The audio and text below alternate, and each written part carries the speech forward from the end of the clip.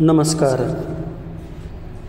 28 February हा राष्ट्रीय विज्ञान दिन म्हणून भारतभर साजरा केला जातो. यानिमित्त आपणाला या व्हिडिओच्या माध्यमातून या दिवशी करावयाचे एक छान अभ्यासपूर्ण भाषण मी देत आहे.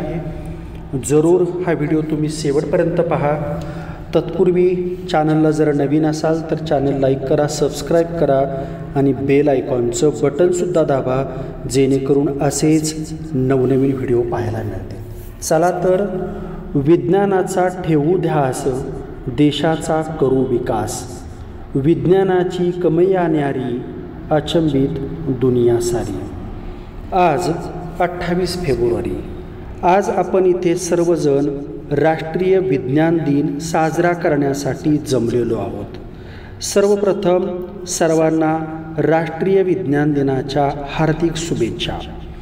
भारताचे महान शास्त्रज्ञ, शून्याचा शोध लावणारे आर्यभट्ट, अणुशास्त्रज्ञ डॉक्टर होमी भाभा, संगणकाची निर्मिती करणारे डॉक्टर विजय भटकर, नोबेल पारितोषिक विजेते भौतिकशास्त्रज्ञ Bharat Ratna doctor C.V. Raman, missile man doctor APJ Abdul Kalam, अंतराळवीर कल्पना चावला या सर्वांना वंदन करून मी माझ्या भाषणाला सुरुवात करतो.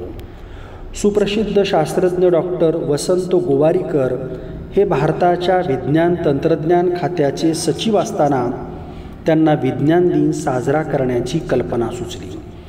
भारत देशामध्ये लोकांना विज्ञानाचे महत्त्व कळावे, वैज्ञानिक जागृती व्हावी, तरुण पिढीला विज्ञानाकडे प्रेरित करण्यासाठी वैज्ञानिक दृष्टिकोन निर्माण व्हावा, या हेतूने चंद्रशेखर रमन या भारतीय शास्त्रज्ञांनी प्रकाशाच्या विकिरणाबद्दलचे संशोधन रामन परिणाम हे 1931 साली जगापुढे मांडले. त्याबद्दल त्यांना नोबेल पुरस्कार मिळाला. त्यांनी डॉक्टर C.V. रामन यांच्या सन्मानार्थ 28 फेब्रुवारी हा दिवस राष्ट्रीय विज्ञान दिन साजरा करण्याचे ठरवले. गरज ही शोधाची जननी आहे. या गरजेतूनच शोध लागले आणि विज्ञानाचा उगम झाला. सुरुवातीस मानवाने घर्षणाने निर्माण होणाऱ्या अग्नीचा शोध लावला. अन्न, वस्त्र, निवारा व इतर सुखसोयीसाठी मानवाने विज्ञानाचा भरपूर वापर केला. आज तर विज्ञान हे दैनंदिन जीवनाचे अविभाज्य अंग बनले आहे. प्रत्येक गोष्टीची शास्त्रीय पद्धतीने चिकित्सा करून व्यक्ती, समाज व राष्ट्र यांना प्रगतिशील अशीच विचारधारा सतत प्रस्तुत केली तर आपली सर्वांगीण प्रगती होईल. विज्ञाननिष्ठ समाजात अगदी खालच्या थरापर्यंत पोहोचली पाहिजे, यालाच विज्ञानाची फार मोठी मदत होत असते. मानवाला बुद्धीची देणगी परमेश्वरानं दिली. तिचा सर्व क्षेत्रात उपयोग करून त्यानुसार सर्व जीवनविषयक ज्ञान घेतले जावे. विज्ञान व त्याचा प्रसार नितांत श्रद्धा बाळगणारे लोक समाजात जसजसे वाढत जातील तसतसे राष्ट्राच्या उत्कर्षाला ते अधिकाधिक पोषक ठरेल. विज्ञानाची कास धरल्यानेच देशाचे औद्योगिकरण झपाट्याने वाढत जाईल. जीवनातील प्रत्येक गोष्ट विज्ञानाच्या कसोटीवर घासून पाहण्याची आपल्याला सवय झाली पाहिजे. मानवाची आध्यात्मिक भौतिक प्रगती विज्ञानाच्या साह्याने झाल्यास अनेक गूढ चमत्कारिपूर्ण अशा घटनांचा अर्थ विज्ञानाच्या साह्याने मानवाला समजू शकेल. बुद्धिप्रामाण्य व विज्ञाननिष्ठा हेच उद्याच्या प्रगत समाजाचे आधार ठरणार आहेत. आज सर्वच ठिकाणी विज्ञानाचे प्रतिबिंब दिसते. विविध वैज्ञानिक शोधामुळे आपले जीवन सुखी समृद्ध झाले आहे. समाजाच्या, राष्ट्राच्या विकासासाठी, संवर्धनासाठी, पर्यावरणासाठी विज्ञान ही संकल्पना वाढीस लागत आहे. वैज्ञानिक पद्धत ही स्थूल मानाने निसर्गाचे नियम शोधून काढण्याचा एक प्रकार आहे. तर्क, निरीक्षण आणि प्रयोग यांचा योग्य उपयोग करून विश्वातील भौतिक क्रियांच्या स्पष्टीकरण आपण करतो. प्रयोगाद्वारे आपल्या कल्पनांचे समर्थन करणे किंवा खंडन करणे हे वैज्ञानिक दृष्टिकोनाचे मुख्य लक्षण आहे. कोणत्याही घटनेमागील सत्य शोधण्यासाठी त्या घटनेचे बारकाईने वस्तुनिष्ठ निरीक्षण करावे लागते. विज्ञानामध्ये धार्मिक व पौराणिक संकल्पनांना स्थान नसते. शुद्ध वैज्ञानिक दृष्टिकोन न बाळगल्याने समाजाची दीर्घकाळ हानी झाल्याचे दिसून येते. प्राचीन काळापासून दैववादाचा पगडा मनावर असणे व शकून अपशकून विश्वास ठेवणे यामुळे सहज जिंकता येणाऱ्या लढायातही अनेकांना हार पत्करावी लागली. विविध प्रकारच्या भ्रमामुळे समाजाला अनेक दुष्परिणामांना तोंड द्यावे लागले. चमत्कारावर विश्वास ठेवल्यामुळे बुवाजींचे प्रस्थ वाढले. सतीच्या चालीमुळे विवाहामुळे स्त्रियांवर अन्याय व अत्याचार झाले. स्त्रियांनी शिकायचे नाही या विचारामुळे 50% जनता निरक्षर राहिली. मुले ही ईश्वराची देणगी या विचारामुळे प्रचंड लोकसंख्या वाढली. विज्ञानामुळे व्यक्तीच्या कुटुंबाचा आणि समाजाचा विकास साधता येतो. वैज्ञानिक सामर्थ्यामुळे आज अनेक विकास साधता येतो. वैज्ञानिक सामर्थ्यामुळे आज अनेक राष्ट्र सामर्थ्यशाली बनली आहेत. आज संपूर्ण समाज विज्ञानमय झाला आहे. तुमचा स्वतःचा दिनक्रम बघा ना.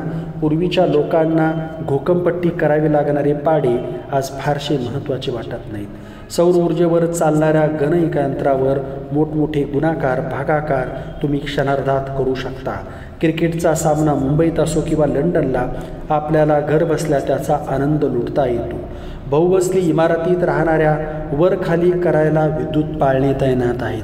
वातावरणातील हवा कितीही गरम असली तरी ती थंड करायला वातानुकूल सुविधा उपलब्ध आहेत.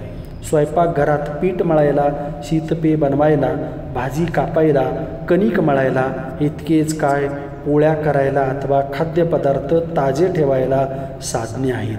विज्ञान युगातील माणूस चंद्रावर जाऊन पोहोचला आहे. अशक्य वाटणाऱ्या असाध्य आजारांवर विज्ञानामुळे विलक्षण समृद्धता आली आहे. विज्ञान युगातील माणसाने अक्षरशः गवसणी घातली आहे. अथांग आकाशात तो पक्षाप्रमाणे मुक्तपणे संचार करू लागतो. खोल सागरातून पाणबुडीच्या मदतीने माशाप्रमाणे जलविहार करू शकतो. क्लोनिंगच्या नव्या तंत्रज्ञानामुळे व कृत्रिम बुद्धिमत्ता यामुळे विज्ञानाने कळसच केला आहे. असेच का आणि तसेच का प्रश्न पडले जर मनाला, अचूक उत्तर मिळेल तुम्हा. प्रश्न विचारा विज्ञानाला. राष्ट्राच्या आर्थिक विकासात व समाज परिवर्तनाच्या प्रक्रियेत विज्ञानाच्या अत्याधुनिक महत्त्व आहे. विज्ञान युगात विद्यार्थ्यांना जगातील उत्कृष्ट शिक्षण खेडेपाडीसुद्धा संगणक, इंटरनेट आणि माध्यमातून घर बसल्या उपलब्ध झाले आहे. विज्ञानच राष्ट्राची उभारणी करू शकेल. त्यामुळे राष्ट्र व समाज उभारणीसाठी विज्ञानाचा उपयोग वाढविला पाहिजे. समाज प्रगतीस आडकाठी आणणाऱ्या घटकांचे निर्मूलन करणे, अंधश्रद्धा, बुवाबाजी, अनिष्ट रूढी परंपरा विज्ञानाच्या माध्यमातून दूर करता येईल. गरिबी आणि उपासमार, सार्वजनिक अस्वच्छता आणि निरक्षरता, वाया जाणाऱ्या निसर्गसंपदा व भुकेल्यांच्या वस्ती असलेला एक समृद्ध देश या ज्या आपल्या समस्या आहेत त्यावर विज्ञानाच मात करू शकेल. आर्थिक गतीबरोबरच पर्यावरण संतुलन सांभाळणे सुद्धा आवश्यक आहे. विज्ञान व अध्यात्म यांची सांगड घातली पाहिजे. देशाच्या आपल्या समृद्ध गौरवशाली परंपरेला अनुसरून असायला हवी. समृद्धी पाहिजे, आसक्ती नाही, असा मौलिक विचार व आचार भारताने विश्वासाला देणे गरजेचे आहे. विज्ञानाभिमुख भारतीय समाज निर्माण करण्यासाठी व मानव कल्याणासाठी विज्ञान प्रभावीपणे लोकांपर्यंत पोहोचवण्यासाठी आपण सर्व कटिबद्ध होऊ. जय जवान, जय किसान, जय विज्ञान.